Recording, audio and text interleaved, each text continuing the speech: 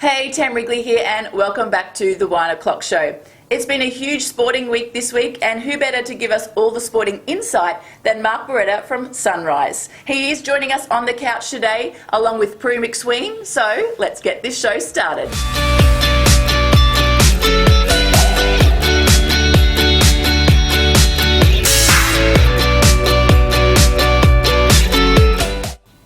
Eddie McGuire has been trending our TV and our social media streams all week long. If you haven't for some reason heard what he has said about a co-worker, take a listen now. I reckon we should start the campaign for a one-person slide next year. Caroline Wilson, and I'll put in 10 grand straight away, make it 20, and if she stays under, 50. Welcome to the 1 o'clock show. It is Friday, it is 5 o'clock. Oh, Cheers. Cheers. Oh, I love 5 o'clock on Friday. Cheers. Yes.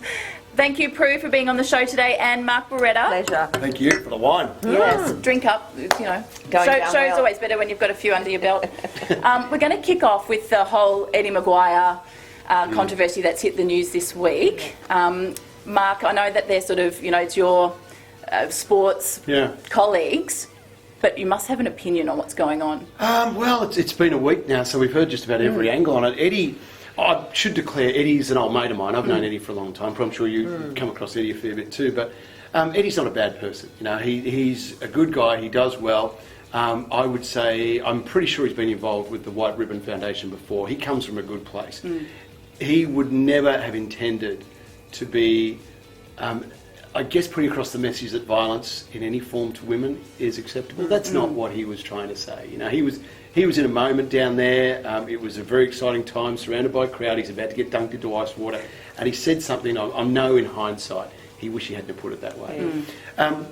But look, I think the good thing to come out of the week is that it's put the focus on domestic violence. It's put the focus on violence against women. There's been a great discussion this week. That's all positive. That's all good. I think the Eddie bashing has got to stop now, and I think Caroline Wilson has gracefully accepted the apology, and that should be the end of it. And this weekend, they should just park it all and get on with what they do, and let's be honest. I think it's been long enough. It's overblown. It's ridiculous. You know, vested interests in the media are having a go at him now. Look, the thing is that it was said in a culture where it is a blokey environment. You know, whether it's those weekend sports shows. You know, it's a bunch of larrikins at a pub, and men, when they're all together, tend to say things, gee each other up. So I think we have to keep it in that context too. And I agree with you, he would never condone bullying. I have to say, what is concerning me more is that Australia has lost its sense of humour.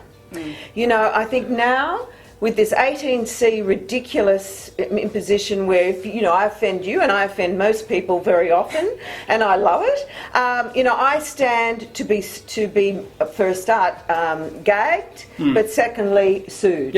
And I just think that is really sad that we're heading that way. It's like the old burning the witch at the stake mentality. Isn't it? Like we hunt around for someone and we just want to tear them down. And it's wrong because it's not our culture. You know, our culture is to have a bit of a joke. Of course it is. And Eddie, you know, he did have a meaning to what he was saying. Caroline Wilson has frustrated him and a lot of people because she goes after people. And that's a good thing. That's her job as well. She keeps people honest. But, you know, that was not his intention. But the fact that he was torn apart this week, and he's a dad, he's a family man, he's a club president, he's a responsible person, you know, for saying one thing, Eddie McGuire has been shredded this week. And it's really hard. Also with social media now, you know, you get these people who get keyboard warriors.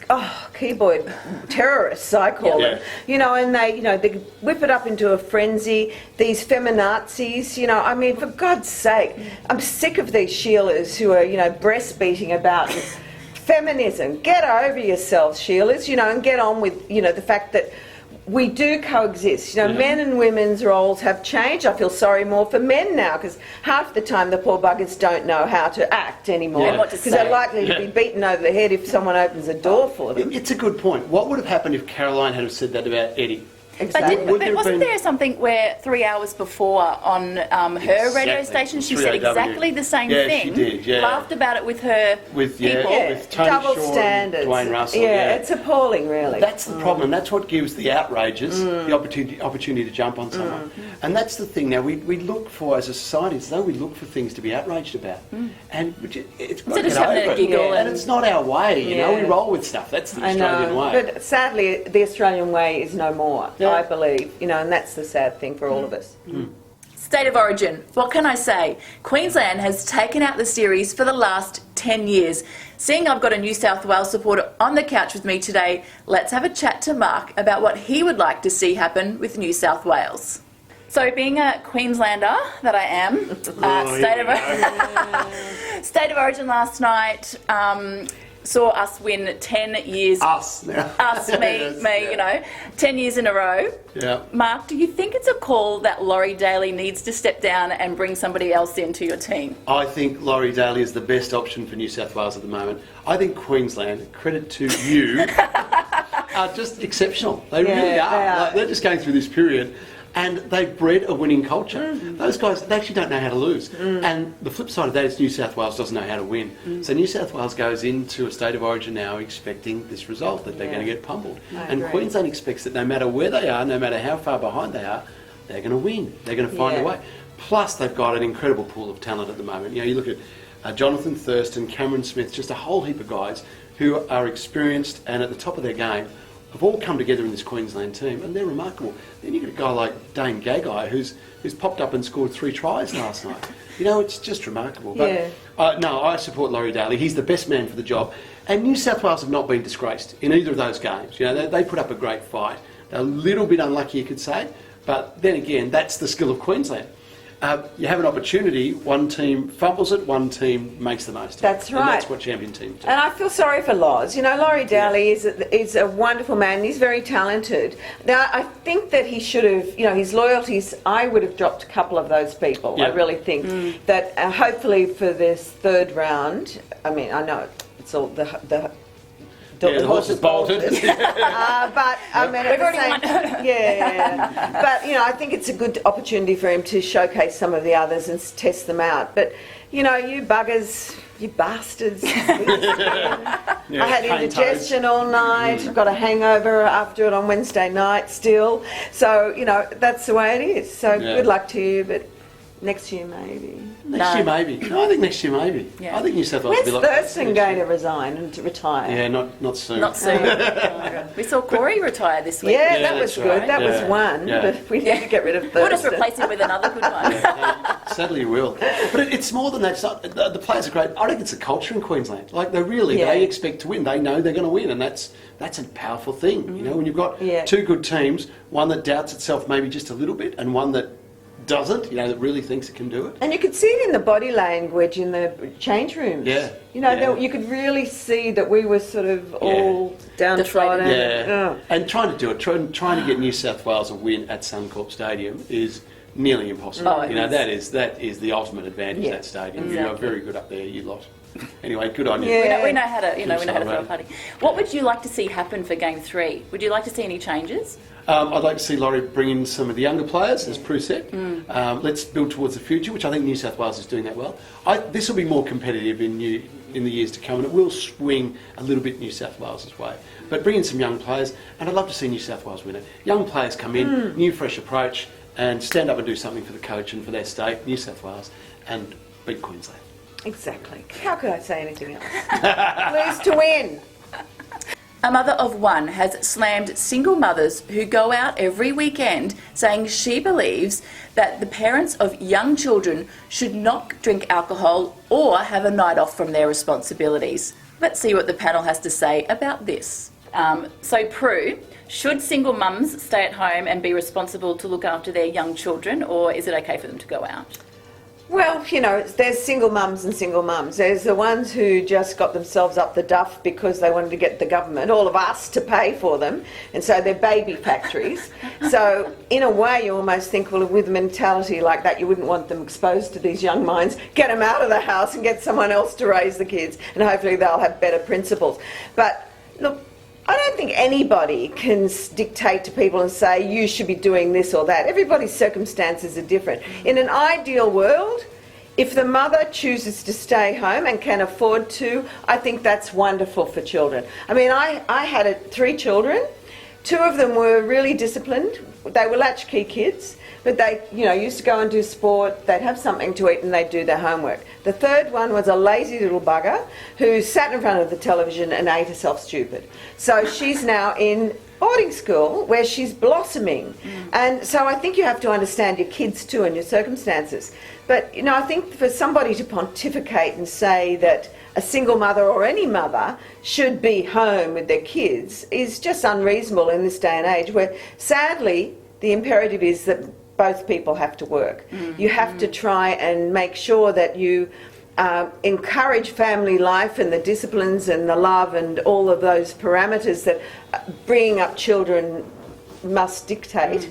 But sadly, if you're a single parent or you're not a single parent, it's a challenge. Maybe we should give people licences and tests before you're allowed to be a parent. That may be the way to go. Too many people who shouldn't be parents are being parents, but how do we control that? Yeah. If I was a dictator, I would. Oh, I know you would. Yeah. Until your licensing system comes in and you take over the world.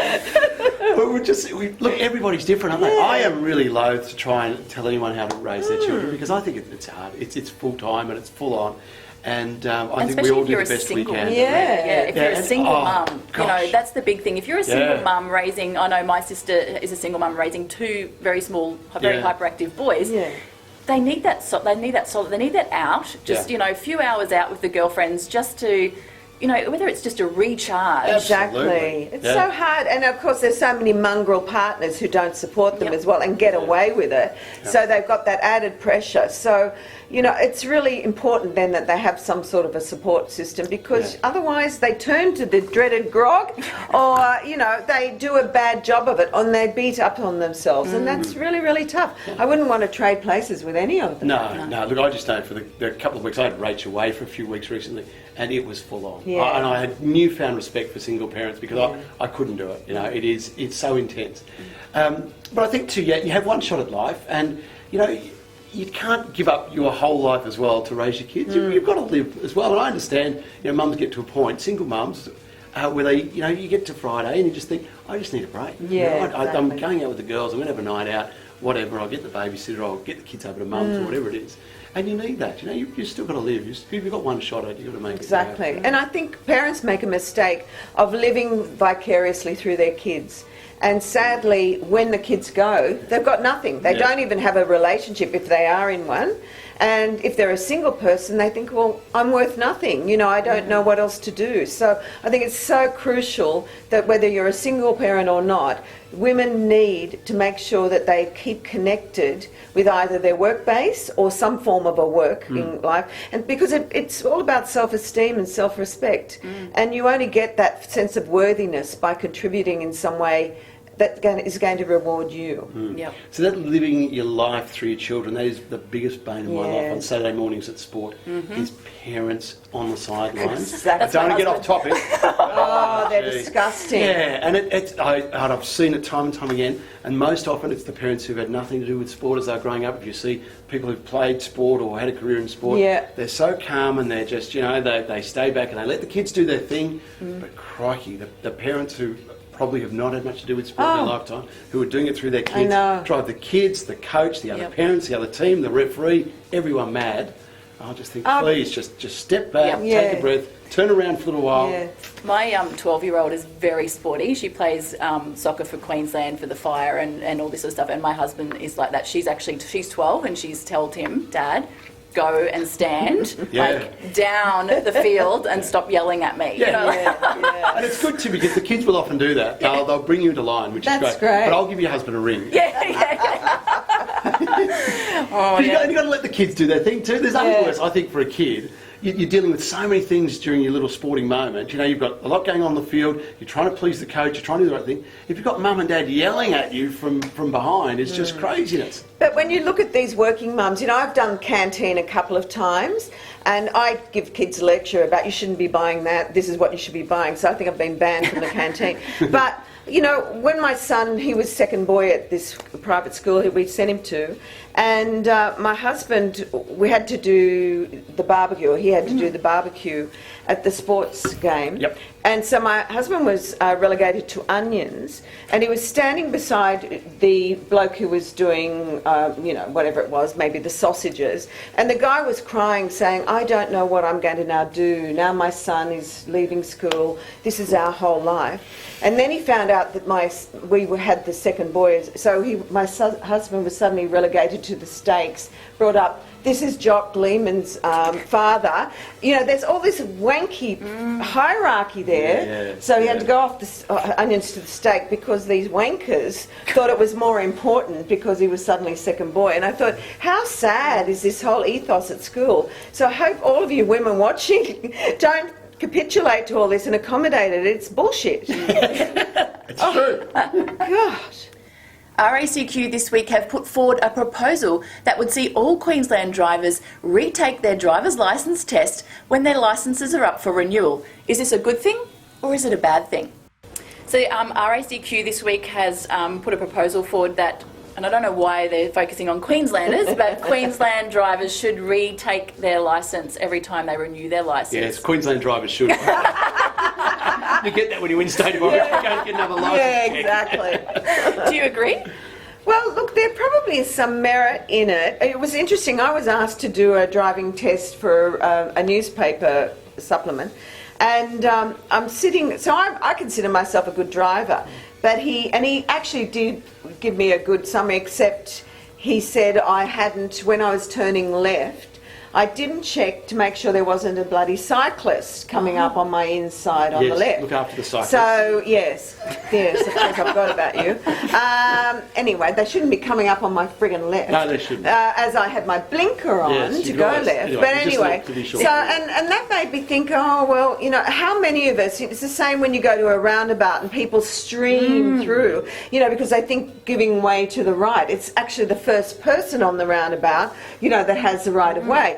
But, you know, and it got me thinking that really, do we know the rules enough? And maybe we do need to, not that I want to ever bloody sit for another test, but have that imposed on us. Maybe it's just a theoretical test or something. Because things change, like obviously they do change. And how do we find out about it until we get a bloody cop booking us? But I do think, and I hate to say this as I'm rapidly approaching that age, that maybe people over 75 to 80 really should be tested, because we see so many dodderers and we see so many accidents where older people, and I know there are some wonderful drivers who are, and I'm not trying to be ageist, but I think that our senses do change and our reflexes and things, so maybe we do need to consider imposing it for oldies. Yeah. What is the rule for motorcyclists on the road now? Motorcyclists and cyclists can now filter up legally through the traffic. In most states. I probably need to be careful. I don't know if it's everywhere, but yeah, you can sort of, you know, when the traffic stops at the lights, you can all work your way to the front. I must admit, I don't do that as a motorbike rider or as a cyclist. I want to really just pull up so you can see me and hold my spot. And then when the light goes green, I actually want to be out of your way as well, because you need to go. Because most of the guys who I ride with, we drive as well. You know, you can see it from both sides. Exactly. But I like the retesting of licence idea. And it's simply because Samantha Armitage and I did a thing for the Telegraph last year, same thing. We had to go and be retested. And there was stuff that we lost points on that we just did not know. Wow. And one was getting in and out of roundabouts. Did you know that you have to legally you have to indicate as you leave a roundabout? Yes. So I didn't know that. See, I knew that, but I never do it. I do sometimes when there's two lanes going around. Yeah. You know, and then I do to make sure. But otherwise, not everyone. No. Yeah.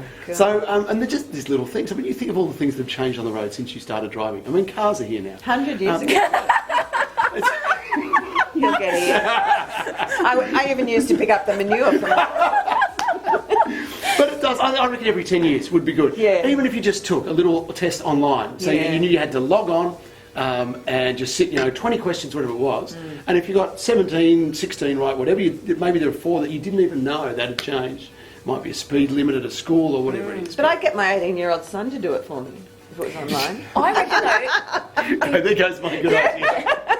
The amount, I don't know if it's the same down here in New South Wales, but the amount of P-plater related incidences and accidents on in Queensland is horrific. Yeah. You know, should they, I think, you know, be tested and do some sort of Yeah. driver defensive Well, I course just wonder if, you know, with all that testosterone running through them, and also the girls as well. Sheila's, do you know, I Yeah. think young girls in small cars are absolute bitches on the road. You've got to steer away from a them. Merc A250. I think we were talking about this a couple of years ago. And I love it. It's a little sporty Yeah, thing. but you're not as young as these. I'm talking Yeah, about these the Sheilas. people, Oh, yeah. but and 20-and-1-year-olds, and you think, just get out. You know, you don't.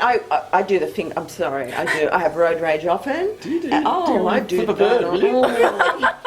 And yell and scream. I would, if you put the bird at me, I would pull off the road and stop. That'd be Particularly scary. at these young girls. I had one the other day and I gave it to her because she's yelling at me. So I almost got out of my car and stormed right. up. So I've got to Pull control over and myself. say that.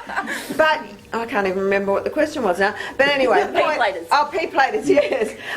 Yeah, I don't think anyone should be allowed to drive a car till they're about 21. Now that is because... Okay, it's a bit harsh. I know it is, but they haven't got a brain. They think it's their penis driving. You know, I've got a stiffy, so I'm going to go 180 miles an hour, or k's an hour. No, I really think it's a worry. Let me tell you, I had a great discussion once with the great Mark Scaife about this. Oh, yes. And what they do, he cited Germany, and there's some really good ideas. He says in Germany, you don't drive until you've been through the course and done the practical course. We don't do a practical driving course here. And it's so important. And it's not just learning the road rules, it's learning how to control your car. Yes. It's learning how to step on the brakes when you need to stop in a hurry. What's your car going to do? Are your brakes going to lock up? Are you going to skid? Do you need to ease on and off the brake? Exactly. Or have you got ABS? You just stand on it and that's it. I would bet that probably half drivers don't know the answer to that I agree question. with you. And Maybe- have never actually done it before. Yeah, they need to maybe otherwise incorporate it in the school curriculum. Yeah. If you can say that frigging word at the start after Yeah, 21. after 21. A good idea, I like that. But it's Yeah. hard to throw things on teachers again, I isn't it? Well, we do that all the know. time. We always, Well, we don't parent anymore, but they have to No. raise our kids. Yeah. But maybe as an option, as you say, or a mandatory before they go for I the think course. it's the a great licence. idea. Yeah. And again, you can sort of do it as you go on too. You can have different stages of driving courses. You know, we could go and do one sort of once you're over 50, that sort of thing. But Oh, when I'm over 50. yeah, when you get Yeah. But learning to drive your car is probably the most important skill. Now, the other thing that most highway patrol policemen will tell you this, when they go to a car accident, if you ever look, most car accidents are either straight on into a pole or they'll hit on the driver's door. And what happens when you lose control, you look for the first thing you're going to hit and you focus on it, think, I don't want to hit that, I don't want to hit that. And all you do is you look at it and you And go you are straight at hitting it. it. Exactly. And that's what happens. And it's things like that that you need to learn. Race car drivers will tell you if you lose control and you're going off the track, you look for the gap. That's all you do is Yes. look to the, and you get through it, you know. But just little tricks like that will save your life. So it is that time of the day that we love so much here on the 1 o'clock show, and it is Never Have I Ever. Oh, you won't need to have not. So I'm going to ask you some questions, Yeah, okay. and you have to be truthful Yeah. in Never Have I Ever. Do you have to explain your answer? Yes, you have to do. explain your answer. And I'll set you off with a light one Yeah. to start Very with. good. Okay. Never have I ever accidentally said I love you to somebody. I don't think I have. Have you? Have you not had drinks at night at a nightclub? Yeah. But I don't even remember their name. What was it? That's funny. What's your stories? Well, just too many wines. He looked really handsome in the dark, and then you wake up in the morning and you think, I don't remember his name. Can I bite my arm off to get out of this bed so I don't wake him up? Chew your arm off to get away. Very honest. Same for me. She said. With him. That's true. So when you do get romantic late at night after a few drinks, and you might have said something maybe to take the relationship further. I don't know. Just saying. My husband's, I've never done it, but my husband has been on a business call and he must have just been speaking to me maybe on the phone, and he's turned around to the client and said, okay, yeah, that sounds good, love you, bye. And then he's like, his face afterwards was like horrified, like, Yeah. Yeah, did he do I do ring that? this person back and say, Do you, and I don't know if you've ever wrong texted someone, but I thought I was sending my wife Rachel a note one night in Darwin. I thought I was sending a good night message. I said, talk to you tomorrow. Great, love you, da da da. And I actually accidentally sent it to Mark Scaife. Oh, nice. Yeah. But he enjoyed it. We had great breakfast and it was good. Never have I ever broken something at a friend's house and not told them. Never? No. A girlfriend of mine Because I says normally it's never say, a party oh, unless you've broken shit. something. Yeah. And in fact, I was at Ian Ross, you know, the newsreader who passed away. I was at Roscoe's one night, and he brought out these $500 a glass wine glass, glasses, and I just, you know, in my exuberance, just put it down like that, snapped it, and I had to buy him. I did buy him. I said to him, from here on, jam jars. Do not put out anything good. You know, they were so fine, but I did it in front of him. Yeah. So- I think most things that we would break would be quite spectacular. Yeah, That's yeah. how you You own it. Yeah. Never have I accidentally sworn during a TV interview. Yeah. Oh, tell us your story.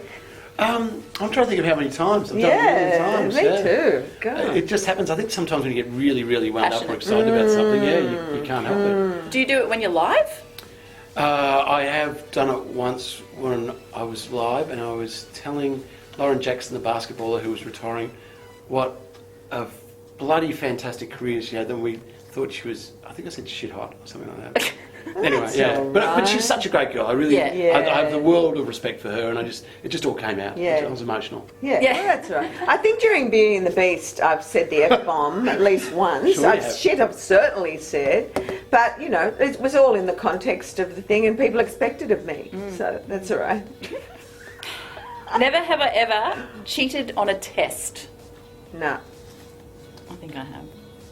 I'm sure I have. Wasn't it a driving test, was it?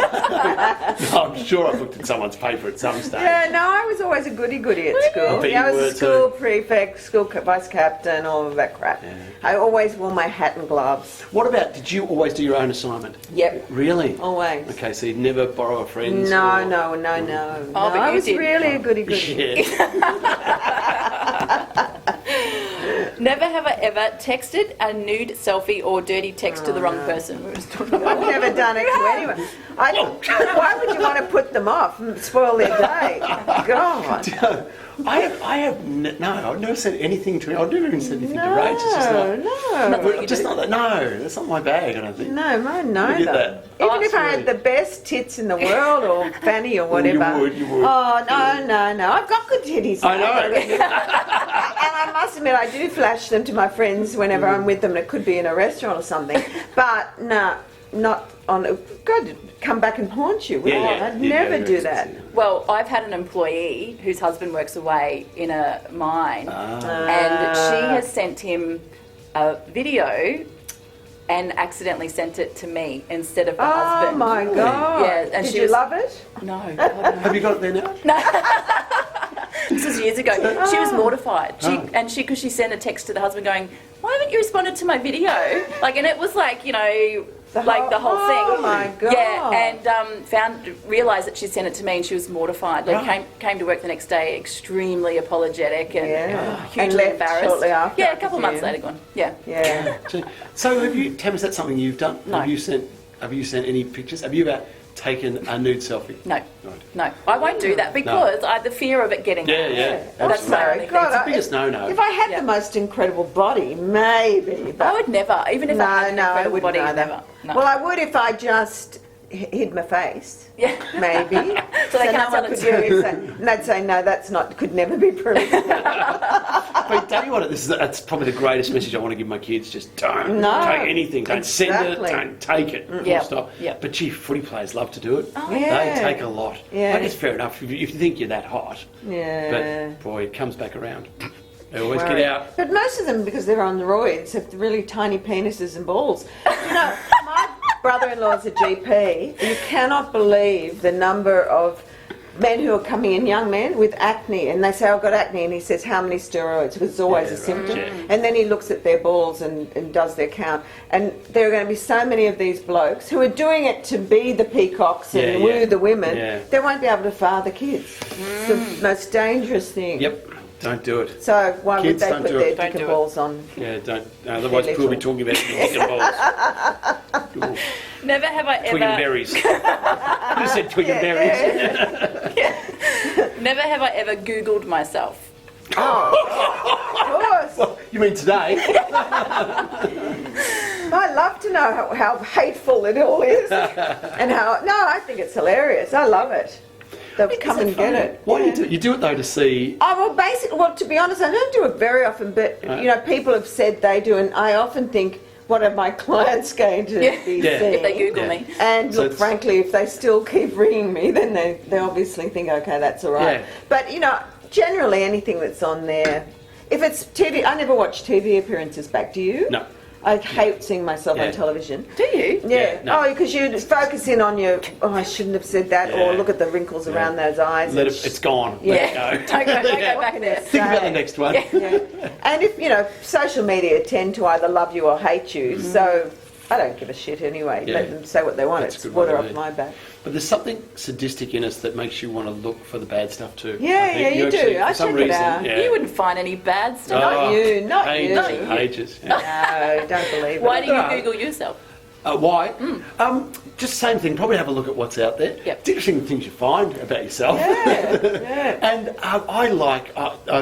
There's something sadistic in me as well that doesn't love to read the bad stuff, but wants to see the bad stuff as well. Yeah. And there's bad stuff about everyone. You know, you can't keep everyone happy. You will upset someone. And it's interesting. It's a good reality check too. Yeah. You know, it's very grounding. The only thing that helped me once, when I was doing Beauty and the Beast, I had to watch a show because I was with someone, I can't remember. Anyway, I kept saying I mean, and they were obviously buying time words, you know, Yeah. and I didn't realise I was saying it. Yeah. So I was really glad because I stopped saying it, you know, focused on it. But that's the only thing from a technique perspective that I think could be useful. Yeah. Yep. Never have I ever waxed a part of my body. I thought as a cyclist you would have. No, I do my legs once a year before the Tour de Cuba. Well. No, not with wax. No, just the clippers. I'll run it with Yeah, the you're clippers, a 'cause I'm wig- not a wax. No. Yeah. I went once to this place. It's quite well known, and I've never been. You're talking waxed. about a shop. This person put wax on my shins and ripped it off, and all this blood came off, all the skin. That was the one and only time. I get my fanny waxed now because I'm a bit old and hardened, but certainly never anything else. No. Do you like a fanny wax? I mean, no, I'm interested from a man's perspective. Do you like them with a bit of fuzz or bushy, Tasmania? Go on, spit it out. I'm sort of, what are those things? Not the roller door. Oh, you have to tell us now. Landing strip. Yeah, landing strip. See, you know. So what do you like? See, all these blokes who like absolutely bare botties, I think, are you a borderline about that? pedophile? Yeah. So I like a little bit of fuzz. Yeah. What about you? No, I like what you like. Yeah. I'm glad. Look, it's all good, isn't it? Hello, Rach. Just Prue and I talking about landing strips. What do you got? See about landing strip, Brazilian? I think, I won't do Brazilian because that's Is that the a lot? absolute. That's a lot. Yeah, that's sort of like little girl stuff. But I mean, I understand from a clean perspective, in particular, you don't want a mouthful of it. But I still think it's a bit. Doesn't look nice. Oh my god. Oh, Oh my god. did you expect me to really answer?